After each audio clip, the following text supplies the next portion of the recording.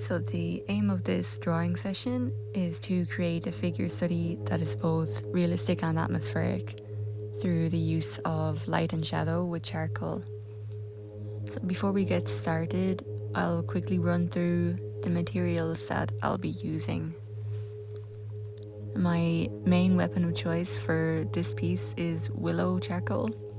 I'm using willow because of its range of use and how easy it is to work and rework into it. It's a beautiful and delicate medium that smudges extremely easily and requires a lot of sensitivity while using it. I've pre-sharpened it using one of these little sandpaper blocks. Highly recommend doing this and keeping it ultra sharp throughout. It's good to have a few sharpened sticks ready to go. Next up we have blending stumps, one big and one small, to help with rendering and refining if needed. They're great for softening some harsher parts in your drawing and creating some atmospheric textures too. Then we have General's charcoal and white charcoal pencils, which will be used in the later stages of the drawing, adding the highlights and tiny details at the end. Last of all, I have my kneadable eraser, which can be shaped however you need and is a great drawing tool in its own right when used to lift out highlights or to model shapes and shadows. Taped to my board, I have a very rough concept sketch, and just off camera, I have my reference image. My concept sketch includes some made up elements that aren't in the original photo. The paper that I'm using is Strathmore grey toned paper. I love to use grey or brown paper as the paper itself then acts as a mid-tone and you can build your shadows and highlights off it. So, full transparency here, because I originally recorded this video live on Instagram, I had a very rough sketch done just so I had something to start with. So I started by marking the top of her head and where her feet go so she'd be the right size for the page. And from there I just made a basic sketch of the rough proportions. My next step is to identify some landmark points in the figure, making sure the proportions look correct in comparison to each other. I look for things like the belly button and the space around it to figure out the size of the torso or distance to the pelvis, things like that. Next, I'll start defining the shape of the figure with an outline, which won't be so stark towards the end. It'll be more softened, but just to get a good shape from the start to be on the right path.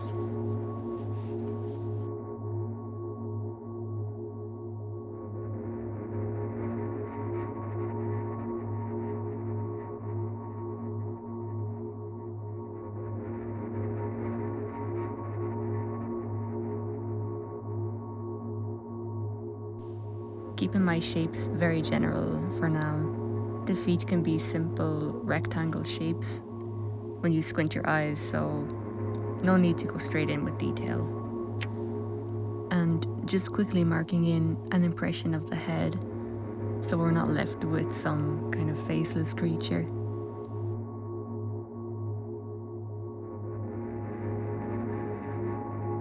We'll come back up to the arms later, but for now let's start to get some form into the drawing by identifying blocks of tone, really looking at the shape it takes within the figure and drawing in that shape. Blocking it in quite generally for now.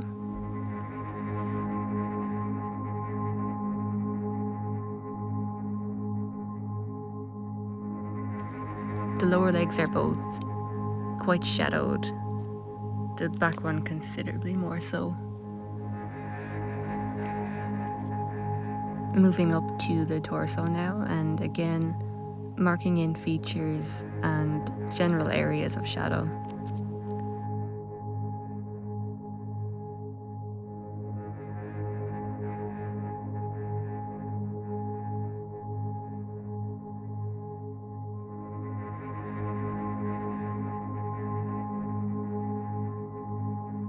It all looks very patchy at this stage, but we have to trust the process.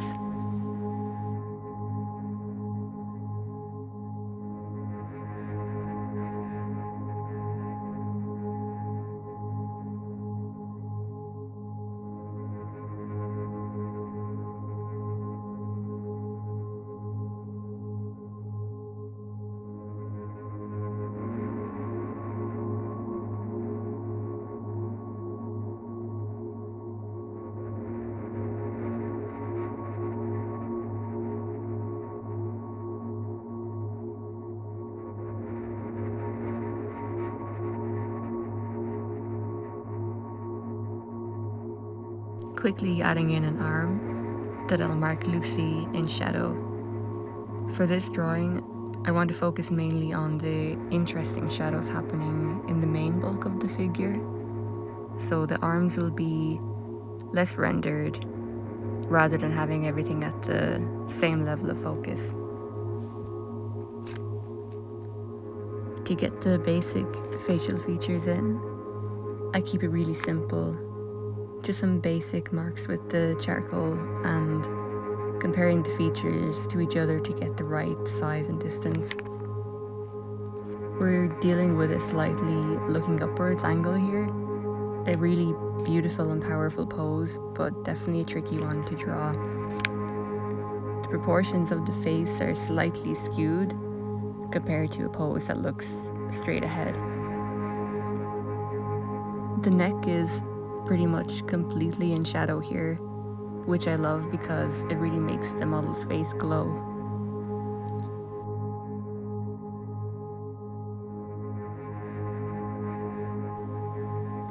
So now we've covered ground on most features of the figure.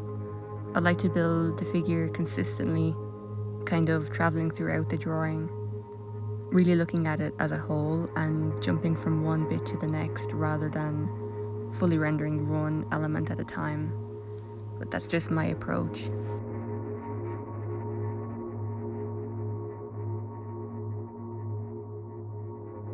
At this point, I'm starting to refine the shadows a bit, aiming to build the impression of a 3D form, following the light and shadow in and around the figure and using the blending stumps to really shape it. I'll use this approach throughout the figure, refining to a certain extent, then moving on and then revisiting to refine it a bit further. It's a slow process, but really enjoyable.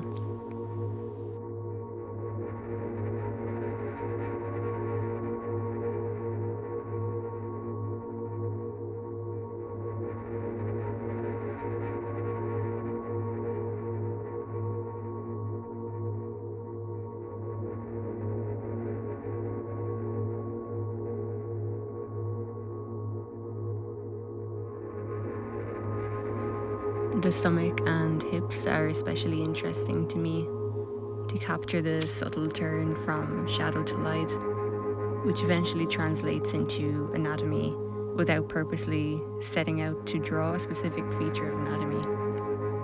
It's all just varying degrees of light and dark.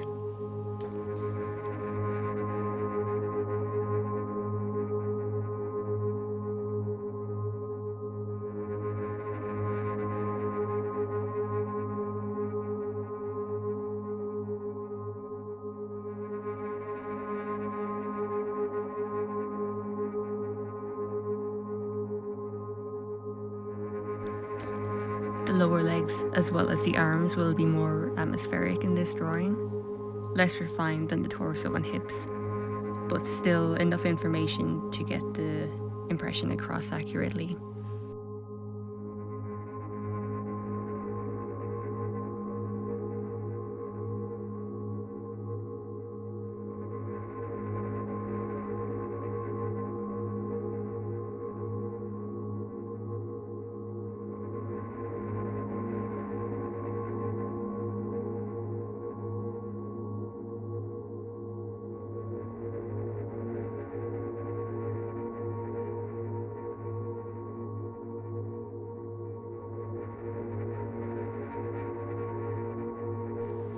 The hands for now will be kept very basic, just looking at the general shape at the moment, and will be slightly different from the reference, as the figure in my drawing will be holding a little serpentine friend. Just roughly gonna mark him in for now. I have no photo reference for the snake or the headpiece, only my little concept sketch.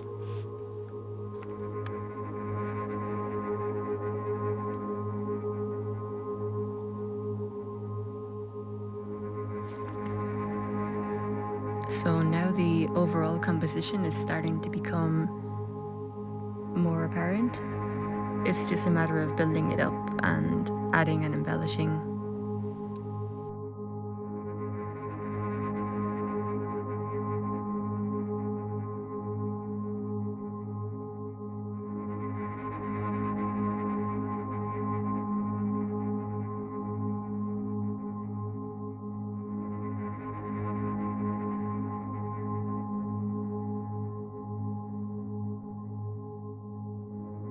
Also, to make a more complete composition, I want to add some darker bits in the background so that in a way her face will look like it's part of the shadows but emerging and shining bright.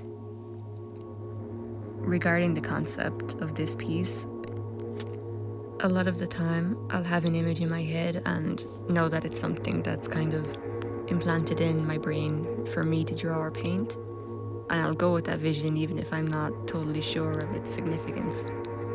But then once I get going on it, information starts to reveal itself to me, and by actually making the piece, I discover its meaning.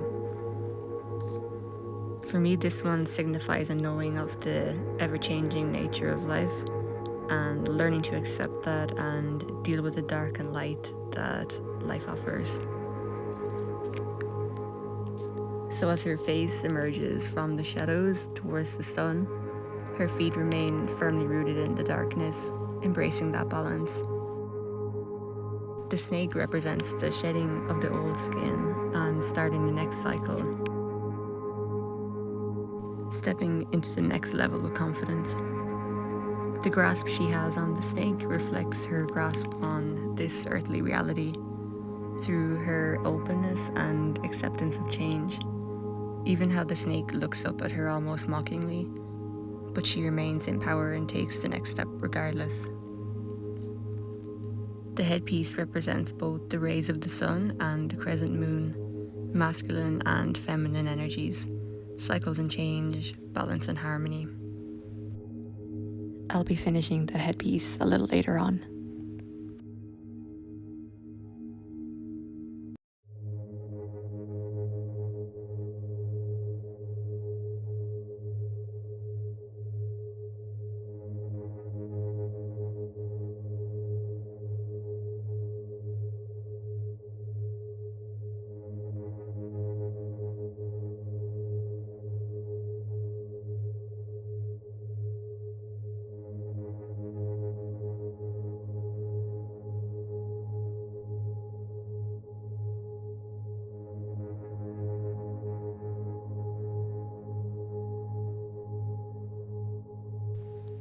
So now we're at the stage of really pulling the piece together and tying up loose ends, rendering the more subtle changes in light to make her feel a little more real.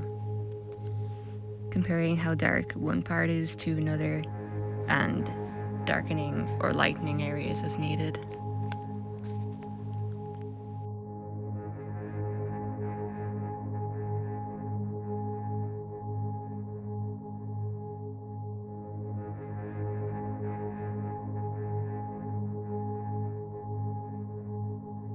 It takes a lot of sensitivity. Willow charcoal doesn't really react well to heavy-handedness, so it's a good challenge when it comes to control, especially when it comes to fine detail, when you really want to make sure your charcoal is sharp as hell.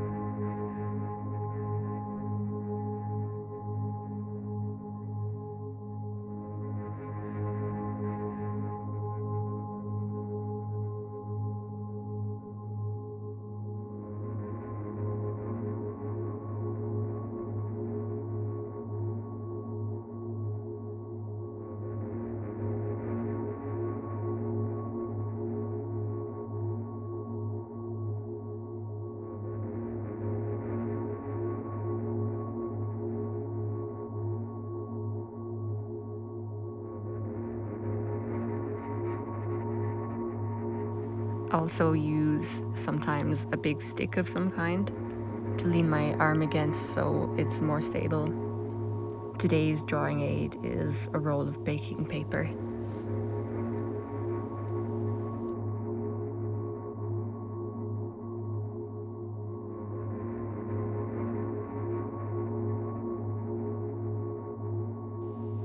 So we're finally getting around to getting that headpiece finished. Another unconscious act here, but to me the spikes or rays of the sun act as a halo around her, while the crescent moon gives the impression of the devil's horns. So again, really reflecting that duality or harmony. And now we're reaching the end, and it's time to go in with the white charcoal highlights. This is another bonus to using grey or brown paper. Adding white highlights is such an enjoyable part of the process, so it makes sense to save the best to last. Some parts may need to be blended a bit so they don't appear so stark, but some will be left as really strong highlights to draw the eye in.